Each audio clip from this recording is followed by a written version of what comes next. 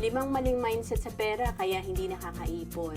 Una is one-day millionaire mindset. Alam mo noong 2005, 8,500 lang yung kinikita ko as a minimum wage earner. At kung i-compute natin yung net pay ko, nasa 7,000 per month lang. Pero pag sumweldo ako, no, nakakaabot pa ng 1,500 yung bag na pinibili ko. So medyo mahal kung i-compare mo sa sinasweldo ko. So pangalawa, utang mindset. Madalas kasi iniisip lang natin na solusyon sa ating problema ay ang pag-utang. Pero ang interes sa utang natin, kalaban natin yan. And pangatlo, scarcity mindset. Mas maganda talaga na maging giver tayo kaysa receiver.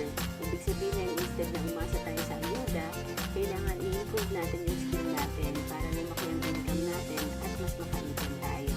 Pang-apat, low budget mindset.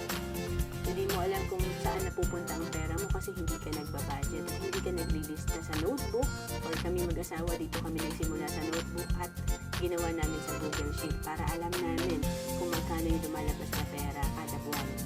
And number 5, alam ko na lahat mindset. Alam ko na yan, hindi ko na kailangan mag-aral. Marunong na ako dyan.